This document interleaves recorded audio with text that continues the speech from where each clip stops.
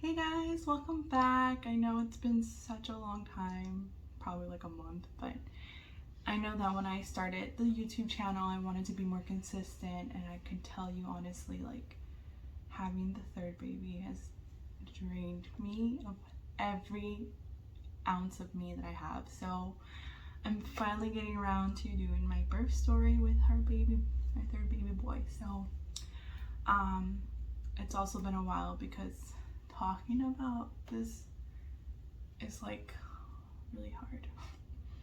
So I think I have enough not courage, but like it's a little bit of time has passed that I am able to speak about it openly and, kind of just like let it out. Even if nobody watches this video, it's almost like a free therapy session if you must. But yeah, so I have all my notes written down, and it's pretty like fast little notes, but like I just wanted to be as accurate as like possible, like with the timeline and everything of how the baby was born. And so here goes the timeline. Grab some tissues, grab a snack, because it's gonna be a pretty long video. First and foremost, I wanted to say I truly, with every bit of me, wanted to vlog his birth. I was like, oh, this is a good time to start my YouTube channel. I can vlog his birth. I can vlog, like the excitement before. I can, show bits and pieces of how it is, giving birth during COVID. I was so excited, and unfortunately I was not able to record or do any of that. And you'll see why as we get on with the video. So here we go. So this time it's like his name's Leo, by the way. Leo, his birth time. So on February 1st, that was my birthday. So I already, when I wrote here, I don't want to like read word for word what I wrote, but I could just tell by February 1st, I was exhausted. My body literally could not handle holding him. He was such a big baby. It was so big already, and I could tell he was already a big baby. So I was exhausted. I literally only went out for breakfast, or like kind of like a brunch with my husband and my family, and then I went to eat dinner at my mom's, and I left my mom's early. I was tired. By February 3rd, I went on a taco adventure with my sister-in-law, which was COVID friendly, by the way. I wasn't trying to risk myself the week, or so close to giving birth to my baby. So I made sure that we ate in the car. We had a little date in the car, and I could already tell. I remember telling her, I'm like, oh, I feel like the bricks contraction. I feel some contraction. These are really painful. And we were trying to tie them because they were starting to get a little too close for my comfort. But then they went away. So I was like, okay, not a big deal. Like, I was having a choking on my saliva. I do that a lot.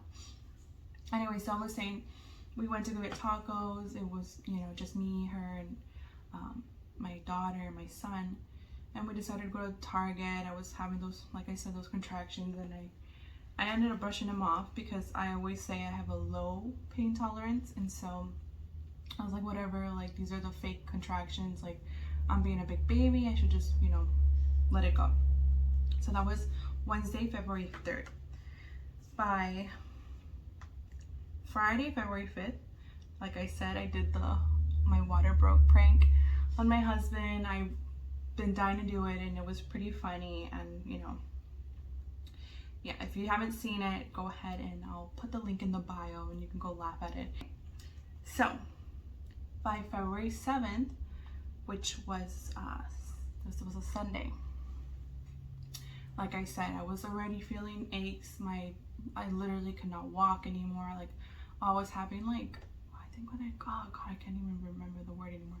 It's where your VGG hurts like really bad when you walk. Like it feels like when you're walking it's about to rip apart. I don't know how to explain it, but that's what I was having, my vagina.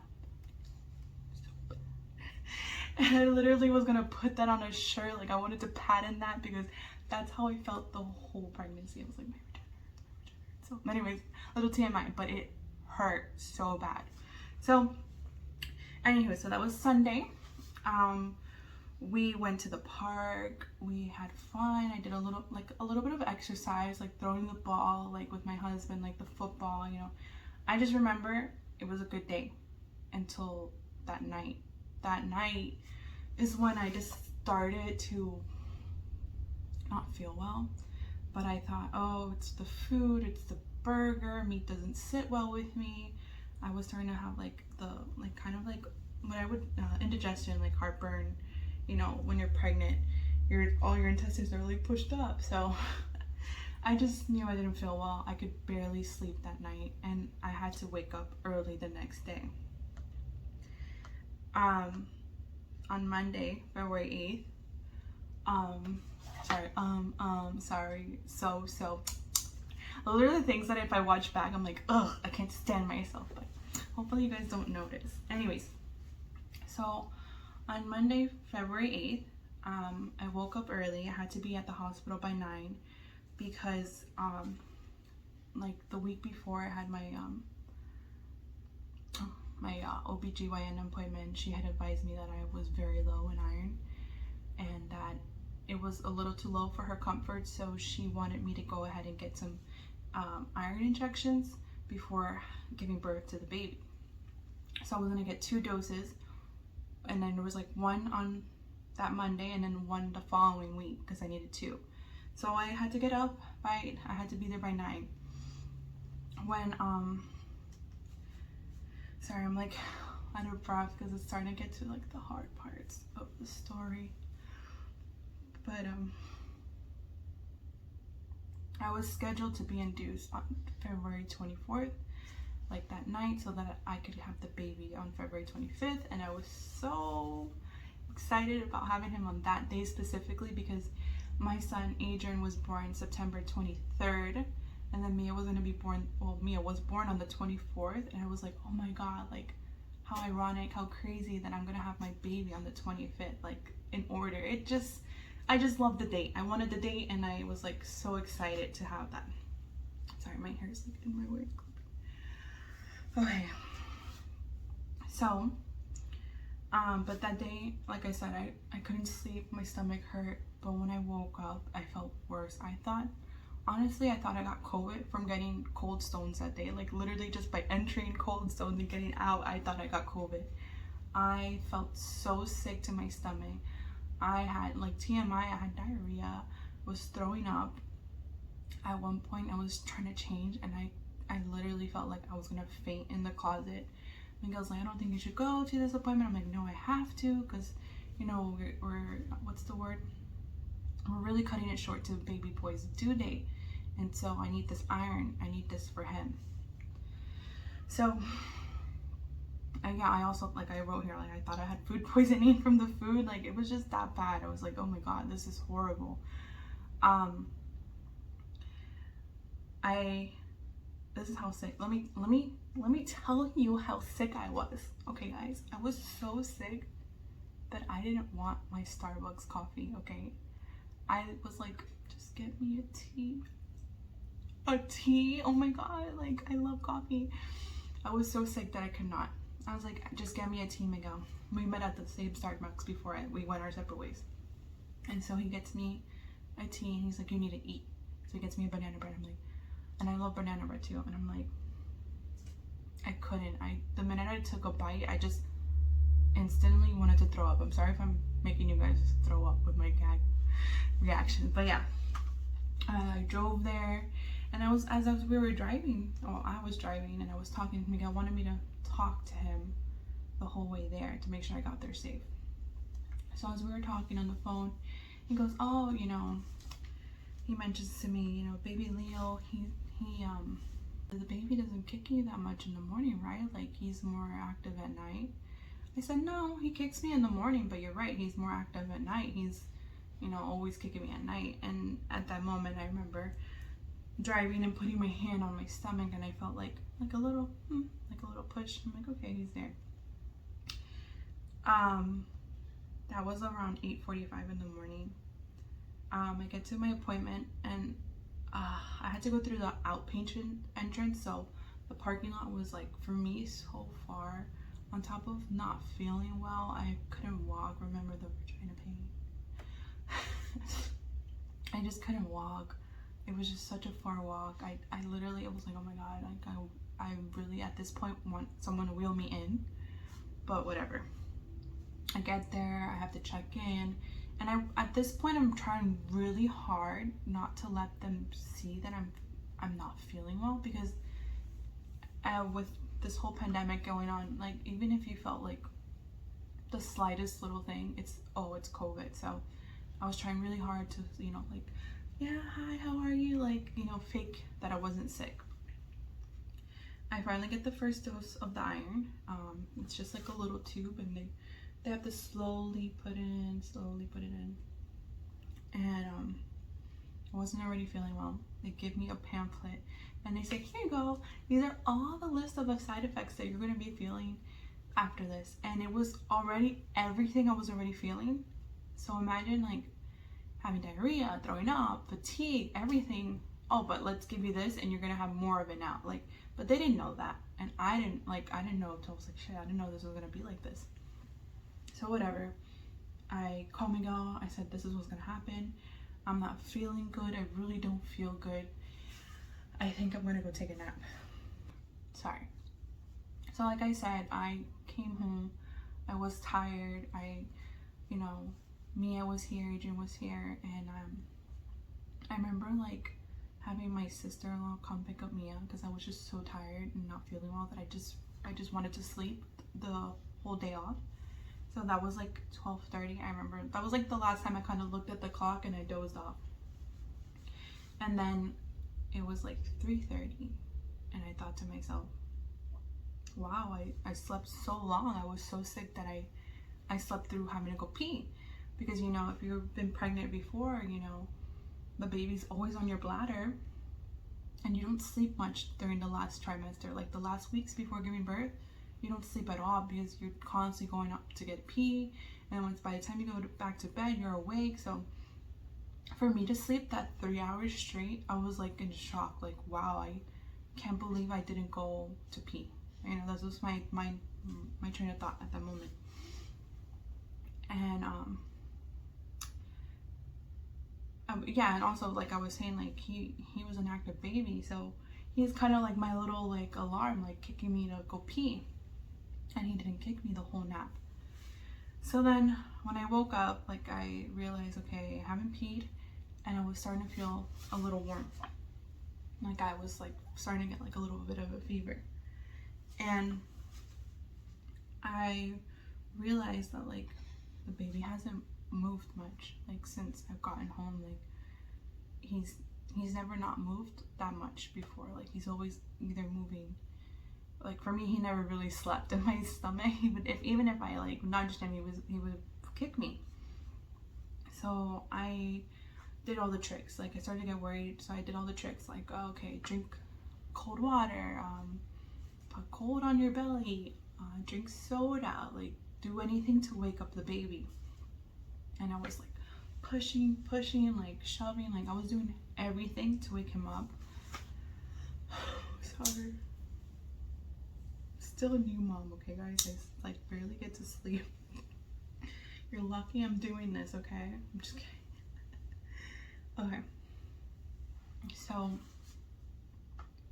I remember that moment of being like, oh, okay, like something might be wrong with me and the baby. So I called Miguel. I start to panic. I tell him, babe, listen, like I don't feel good and the baby's not kicking anymore. Like I haven't felt him kick this whole time.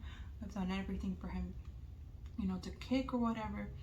And Miguel's like, what do you say? Hold on, I gotta drink water. Sorry, I was like running out of breath. So, like I said, I started to panic. I called Miguel. I was like, I don't feel good. The baby hasn't kicked. Miguel goes, oh, well, he's sleeping. Leave him alone. He's sleeping. I said, no. And I started crying. I was like, no, this is different. This is totally different. And so I think we hang up. Like, this is like where it gets like a little blurry. I think we hang up. I go ahead and I call my OBGYN doctor's office and I tell him, look, I got the iron infusion today and I don't feel good and I haven't felt the baby kicked. That's when they were like, girl, go to the ER and get checked out. So okay, I call Miguel back. Babe, please, like, take me to, oh, this is my water bottle, this is my phone now. Please take me to the ER. and he was like, okay. Fun fact was that he's a salesman. He's a salesman for a dealership.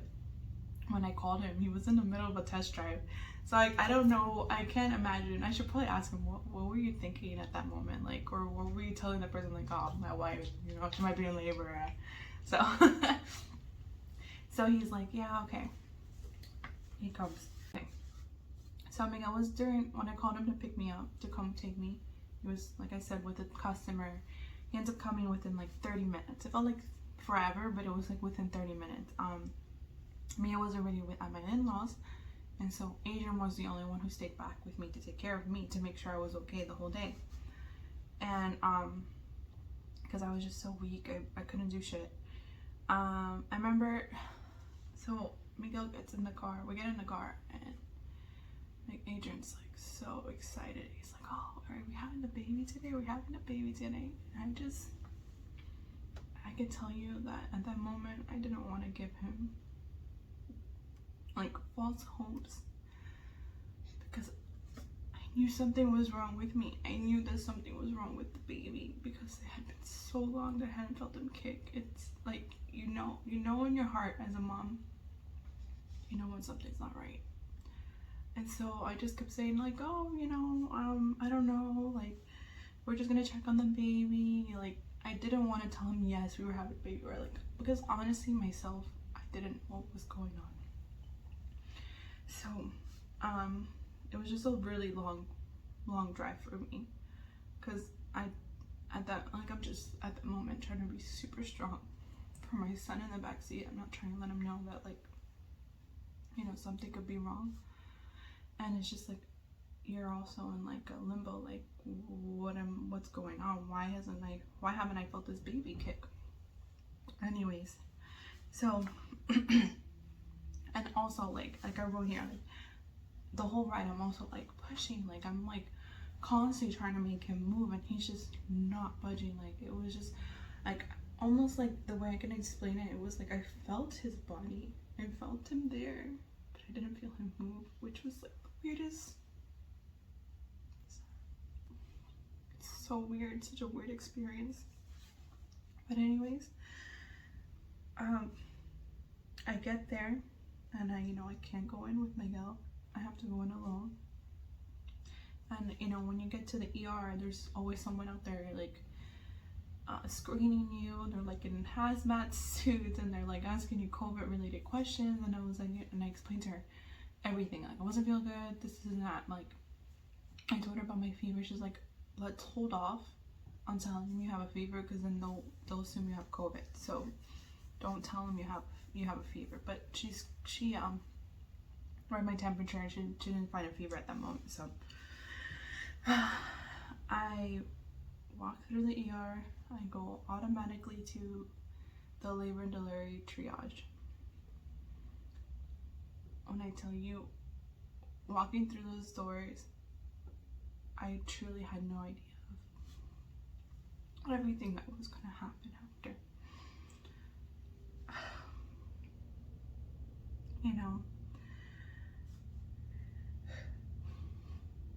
Sorry. So once I get into triage, they're asking me, the pre-registration questions, like, oh, this and that, whatever. And, being that I was only exactly 37 weeks pregnant, it wasn't like too much like of a, like, oh, they didn't seem too worried or at that moment. So the nurse takes me to like a small section in the corner, and she tells me to sit like on a, like, kind of like in my chair here, like a little chair.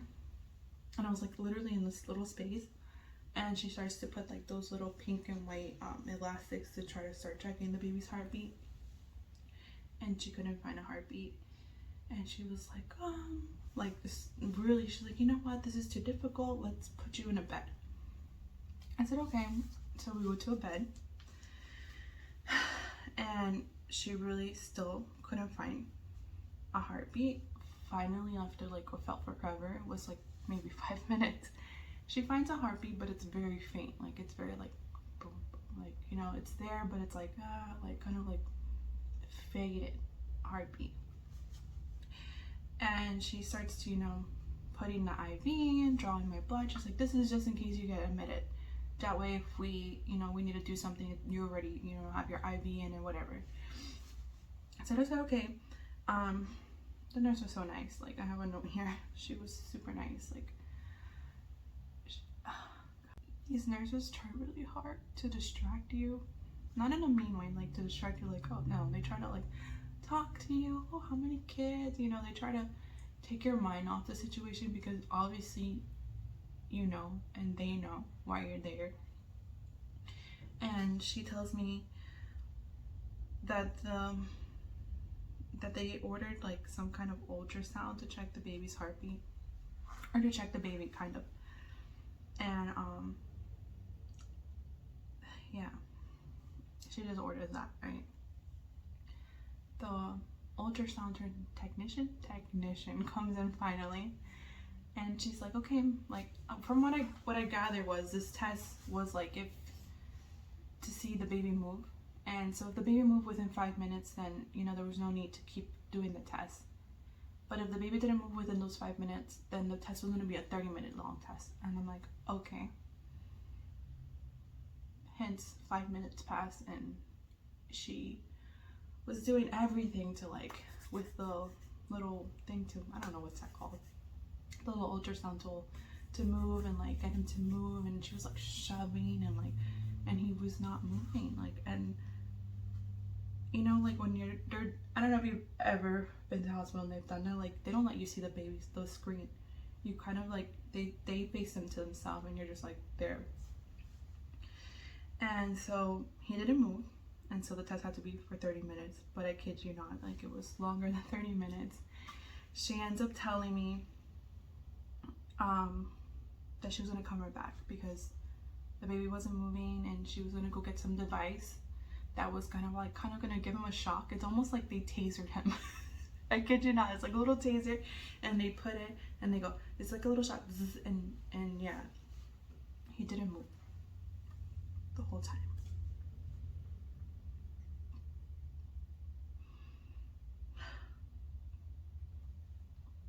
At this point, you know, I'm glad I heard a heartbeat. I'm glad that, you know, he was there. But like I said, they decided at that point that I should be admitted to the hospital. And so I was, you know, wheeled up to labor and delivery. My COVID test came back. Oh, I think I had to been given the COVID test. Of course, it came back negative, because if it was positive, Miguel wouldn't be able to stay with me. So he was able to come, which we'll get to that later. So at that point, so if I look back, I had gotten to the hospital like around 4:30, almost 5, and had already been in the triage for like 3 hours, I want to say, because by the time I got to labor and delivery, it was around 8 p.m. When I get there, I'm greeted by a nurse. I don't even know if I should tell you her name. I don't know, for privacy reasons, we're just gonna call her D, because that started with a D. You know, like the D. And she begins to be like, tells me, you know, okay, this is why you're here. She's very blunt. She goes, look, from the way I see it, in my professional opinion, is that the baby's heartbeat is fluctuating. It's like going up and down. And we're gonna most likely keep you for overnight observation, and by the morning you're probably gonna have a C-section, because to be honest, I don't see this baby being able to handle a natural delivery. So that's like the best update I can give you at the moment. I'm like, okay, like at least at that moment, I'm like, okay, I have enough time for Miguel to get here. I'm having a C-section, which honestly is not what I wanted. I've had natural births with both my babies before. So I kind of had to like take the news in, like, okay, I might be having a C-section in the morning. I'm hoping this baby's heartbeat, you know, gets better, but if not, that's what was going to be the case. So I go ahead and start telling Miguel, like, my COVID came back negative, like, you can start coming. And then I also,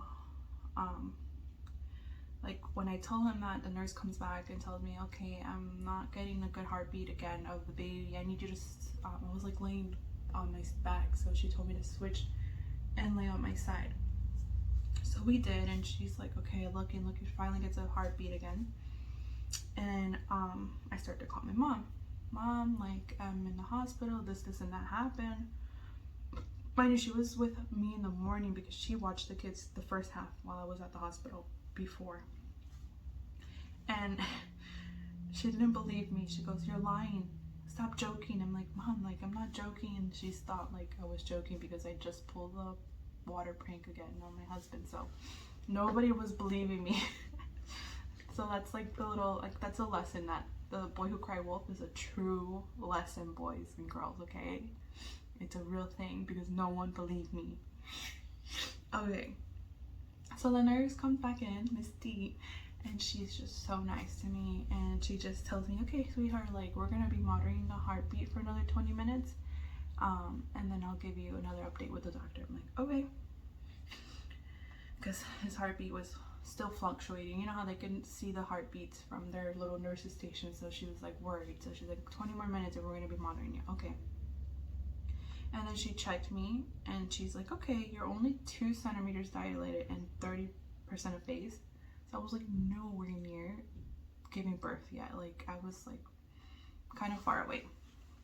And so she's like, okay.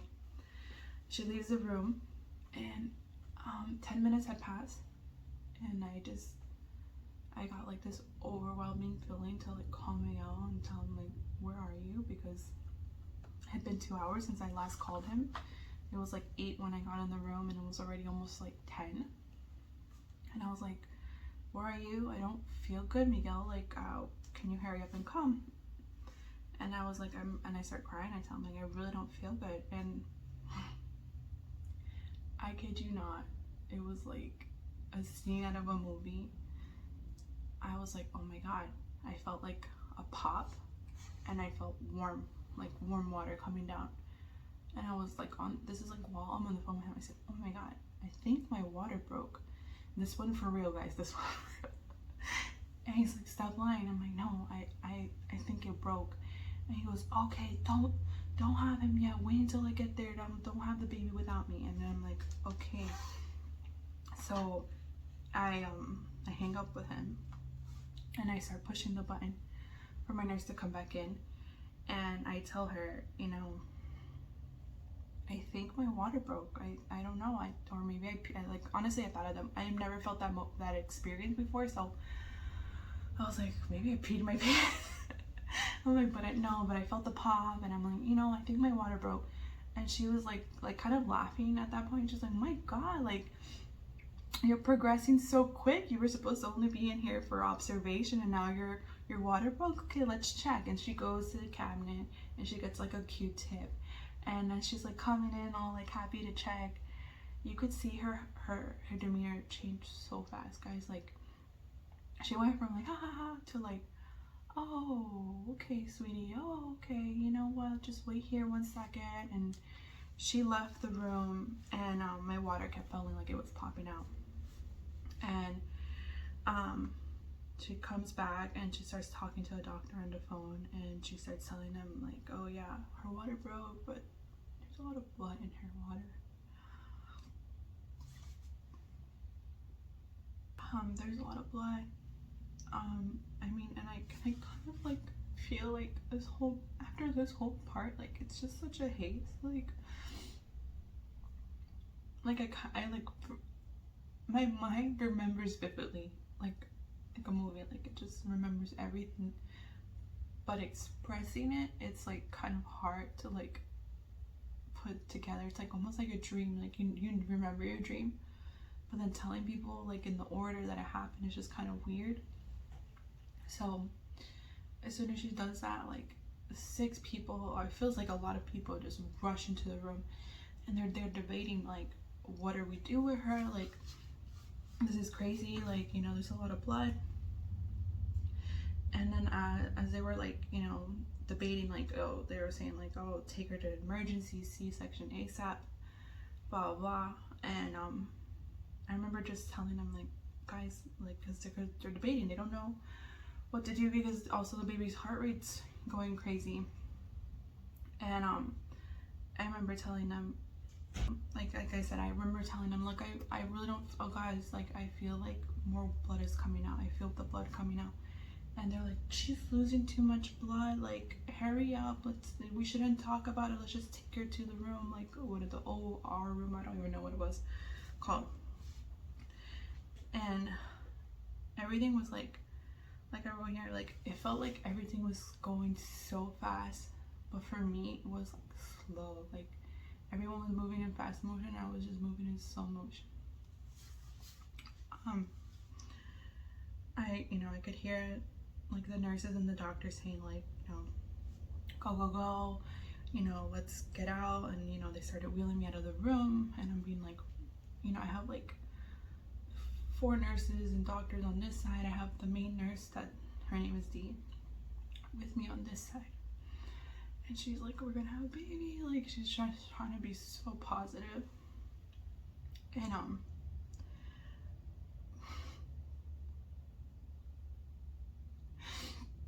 just know that at that point I felt so much like in shock, like, how, like, what's going, like, because for me, like, I really don't know what's going on. All I know is I'm being rushed to the OR.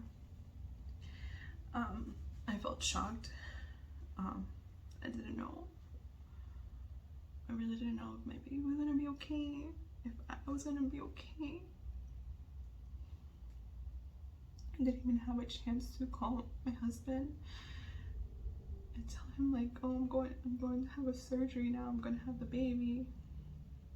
So I was alone. Like, even though I had so many people around me, I felt so alone.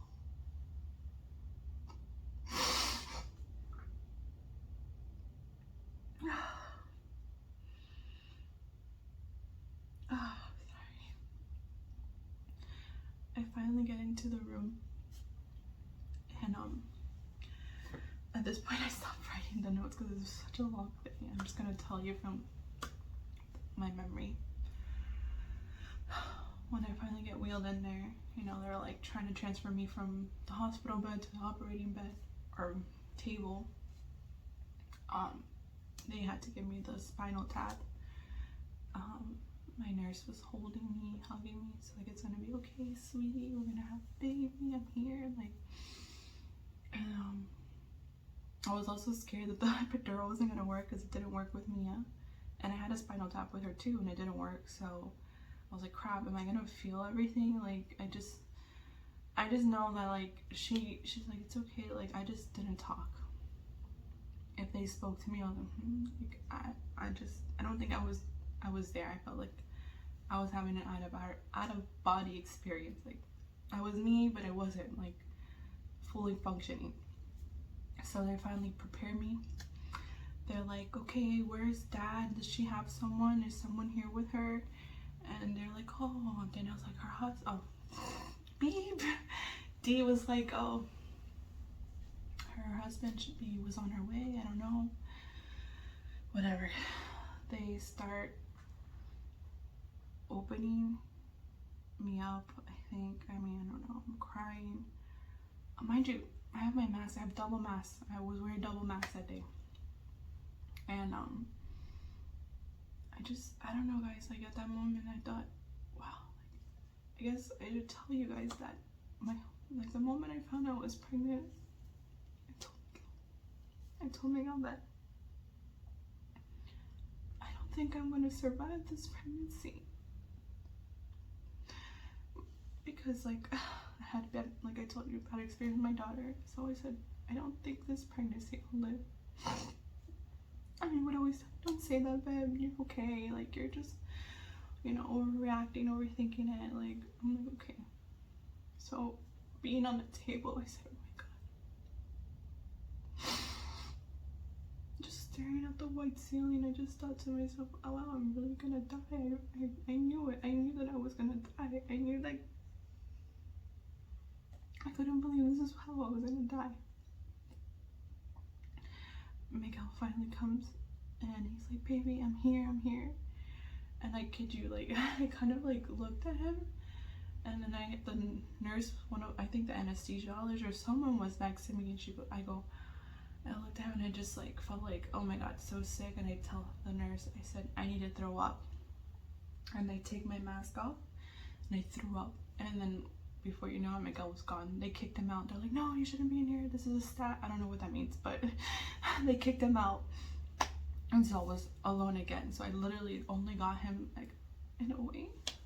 Honestly, thinking about it now, I think he was my motivation to stay, like, you know, like, baby, I'm here, kind of like, don't go. So I was at that moment, for him to just rush in and tell me, you know, I'm here. I thought, okay. After that, I remember just throwing up again. Like, they had to keep taking my mask off so I could keep throwing up. I felt everything, not pain-wise, I just felt a lot of tugging. Like tugging of the baby. It was really a scary situation. I felt like I was going to keep going in and out of consciousness because I felt like, I think I passed out a couple of times where it was just like, oh, you know, coming back in and out because the pulling and tugging was just super harsh and weird. And yeah, that was basically it. Like, I remember them, okay, like, when he finally got out, they let me see him. They just like, okay, here, look at baby, okay, we gotta go. And they took him to the NICU. He had to be in the NICU. I don't remember how much time, like, after that, like I tell you, it was a blur. When I woke up in like the recovery room area, and Miguel was there, and I was getting 2 bags of blood transfusion for all the blood that I lost. And I had no idea of what happened with baby boy. Thankfully, he survived.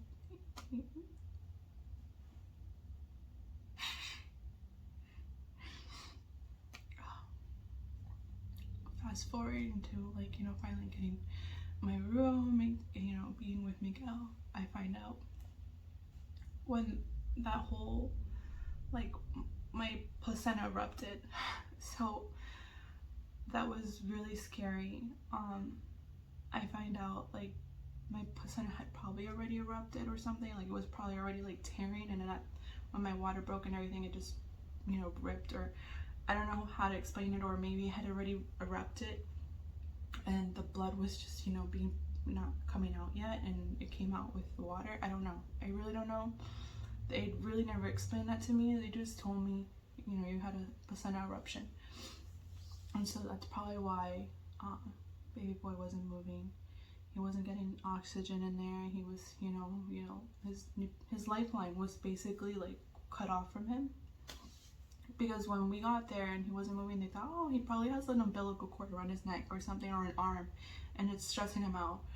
Nobody really thought that this would happen. Even my doctor was like, this is the kind of crap that happens to crackheads. Like, this is really rare, and we don't know why this happened to you. So that's what happened. When my water broke, apparently it stressed the baby so much, or Leo at that moment, that he was face down. He was face down like a month before I was supposed to give birth. He was already head down. But when that whole thing happened, he went back up, so he was breached. So when they went in to do the surgery, they're thinking he's, you know, head down, and he was not head down.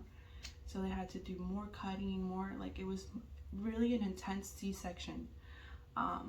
He came out with, not that I saw personally, like, I kind of saw a little bit, but being that I couldn't be with him, because I was recovering and all this crap that was going on, Miguel told me he had bruises all over his body from all the pulling and tugging. Sorry, my husband called like mid video. As I was saying, I think I was at the part where he was like bruised from all the tugging and pulling. I wish Miguel was here to describe why he was in the NICU. I mean, one being, not that he was so premature, but being not before term, he was considered a near term baby.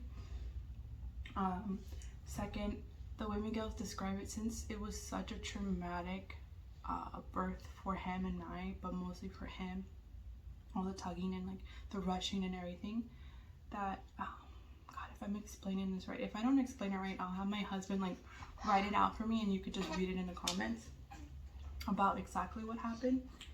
But from what I gathered was that since it was such a traumatic birth for him, you know, they wanted to make sure that like when that happens, blood goes to all your organs, like your body, like kind of like, I don't know how to explain, your brain sends signals to your body to like let go of blood. I don't know. And correct me if I'm wrong, I really don't know what happened, but I just know that they needed to make sure he could handle that no blood went into vital organs that, you know, that could cause problems. So he was in the NICU for that. He was in the NICU because, you know, when he came out, he wasn't really like breathing, like he was like a little blue. But thank God he didn't need to be on a ventilator. Thank God he gave a breath, because they had to give him like some kind of like I don't remember. I just know that he wasn't fully breathing yet. So those were the reasons why he was in the NICU. So yeah, basically that was my story. That was my placenta eruption birth. You don't know how many nurses and people tell me you were so lucky and blessed to be at the right place at the right time, because this could have been so much worse had I not listened to my body and my gut. That could have happened at home, and I probably wouldn't have my baby boy here. But I'm so thankful that I was right. I knew something was wrong. So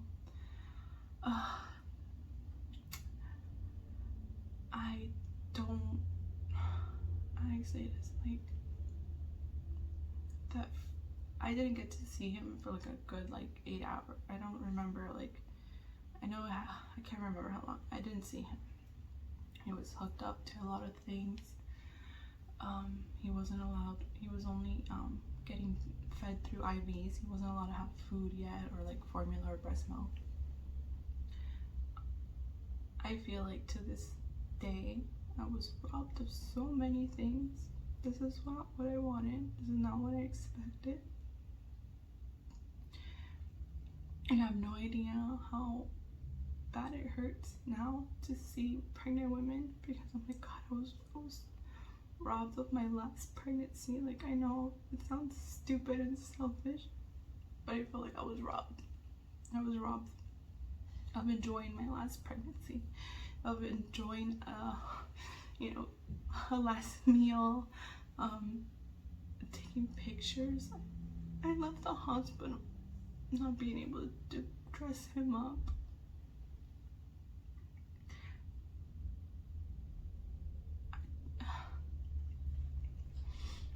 When nurses would come, they would be like, oh, there's no baby in here. Like, they kind of like already knew, but then you have the cleaning ladies and say, oh, where's the baby? And it's like, oh, in the NICU. Like, I didn't get to have it with me.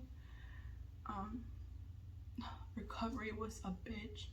It was so hard. I've never been in so much pain in my life. Like, I don't wish C-section on anybody. Like, if you choose to do that, like, on your own terms, then good for you. Like, but if you can have natural birth, I will 100% back that up, because I mean, I guess because mine was as an emergency. I don't know if it was just all like the stress of it. It was just very, very painful. Like I never went. I'm still in, to this day, 6 weeks later, I'm still in a lot of pain.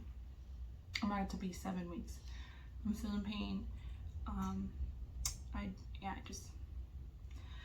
I also would like to mention, Miguel's point.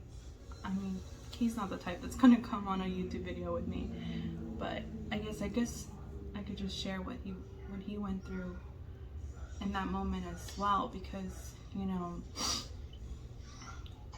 when he arrived, he's like rushing. He's thinking I'm having a baby without him, and when he arrives, he tells me, don't quote my words. This is his feelings and his emotions, so I'm just relaying like what he told me. But when he arrived, he told me that he gets there and he's like asking, oh, Marcella, my wife, this man, she's having a baby. They put him to the room that I'm supposed to be in, and when he starts getting to my room, into like the hall, like he says that he just sees a lot of blood. There's so much blood everywhere on the floor, and so at that moment, especially with my daughter, I can't imagine what he was feeling at that moment too. Like I feel so bad for him, because I never wanted him to question what the hell, like what's going on. Like you start thinking the worst, and I can imagine that so say hi. So anyways, as I was saying, I can only imagine that he thought the worst. That's especially when no one's informing you, or like no one's giving you answers of what's going on. Just arriving to your wife's room and just seeing so much blood, you just think like, holy crap, what the frick happened? Like, what's going on? And I know that he told me, they told him like, oh, she's in, just getting prepped for surgery.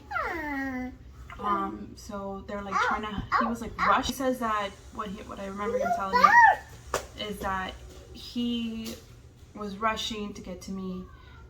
Once they told him she's going into prep for surgery, it took the lady, he says, was like going in slow motion. Like he felt like everything was going so slow. She was like, oh, I'll get you your like suit to go in and blah blah blah. He said he finally got the suit in, and that's at that point, like I said, that he had come in and he's like, baby, I'm here. And then he said that like I told you, they kicked him out. He couldn't be in there. And I can imagine what he was thinking, because I'm pretty sure, like he said, some time had passed and no one was giving him answers. They came out and they told him, okay, baby's okay, he's in the NICU, and he would ask for me or my wife. He says that nobody would give him like answers, and time kept passing and nobody would give him answers about me. I feel so bad for my husband. I love him so much, and I can never, to be honest, the way I see it, we both went through a very traumatic birth. We both equally had some trauma that we are gonna have to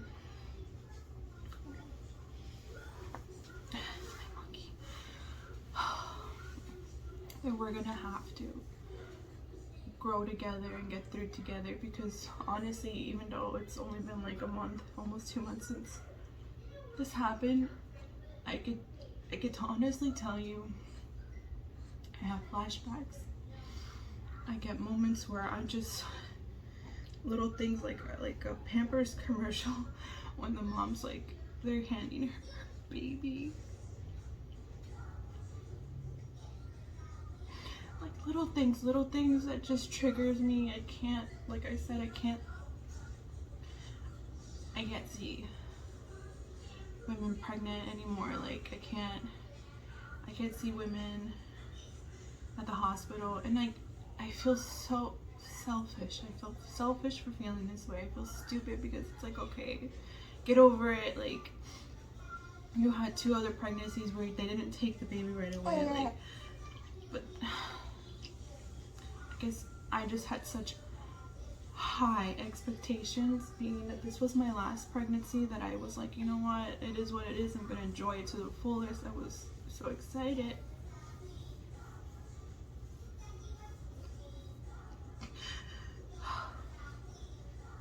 The last thing I want to point out here before I end the video,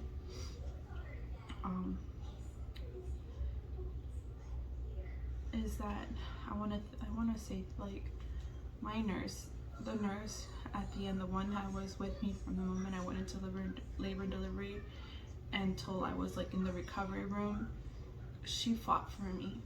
She was my biggest advocate at that moment, because I had no one. I didn't have my mom, I didn't have Miguel. She fought for me. She was the one that was like, we need to get her in ASAP. Like, she was the one defending me. She was like, she was there for me. And oh my god, if I could just get her last name, I would tell her, you know, shit, man, be my baby's godmother.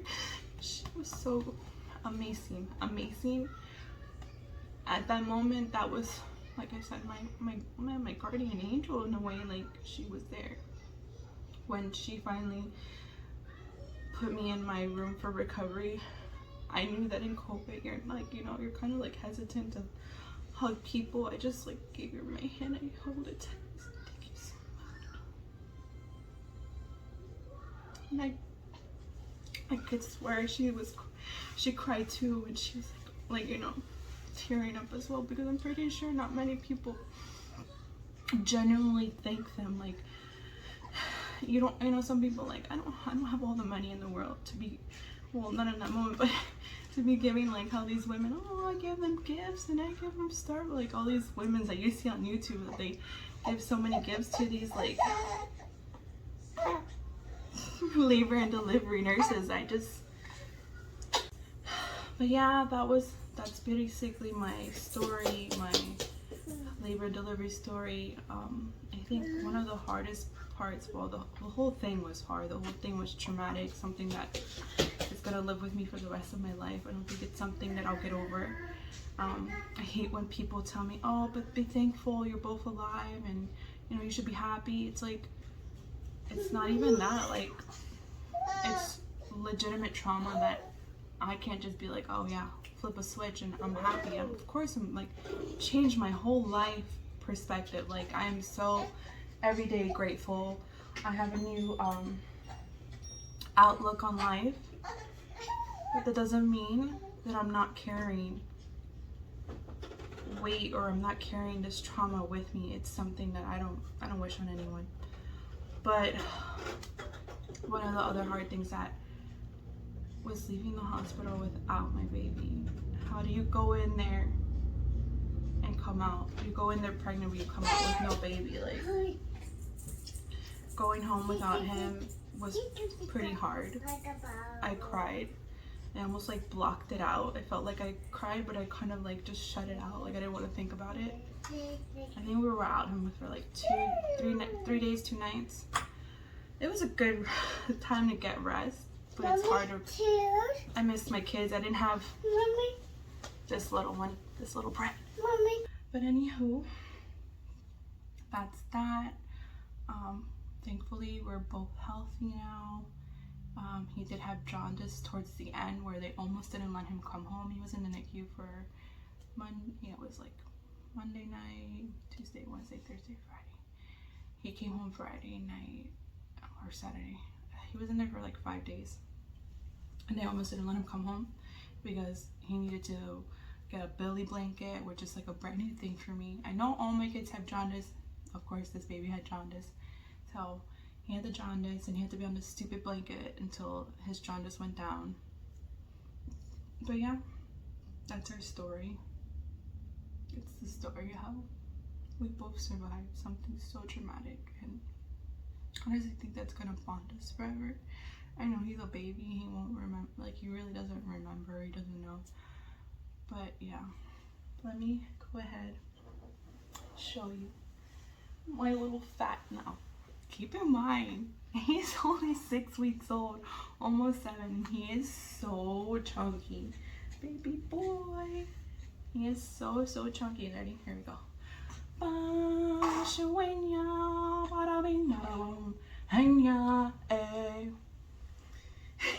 He's so fat. It looks like I'm holding a toddler. But yeah, guys, my little miracle baby, my little fighter, since he's my little lion. He says, I'm meant to be on this earth. I'm meant to do great things, right, baby? I love you. But yeah, guys, thank you so much. Now, for a special treat for me, I'm gonna go ahead and in this video, in this YouTube video, insert like videos of him and us at the NICU, little clips and pictures. I'm also gonna put in the very end the video of me meeting him for the first time. Oh, come here. Say bye. Bye.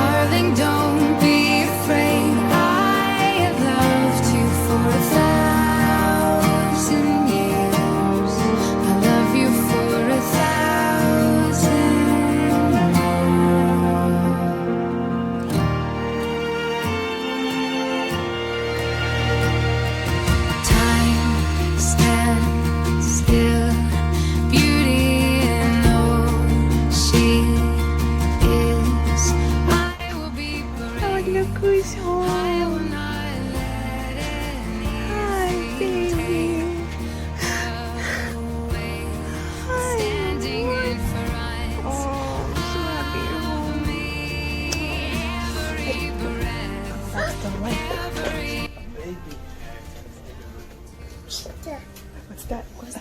Baby's here. Oh, baby's here. The baby's here.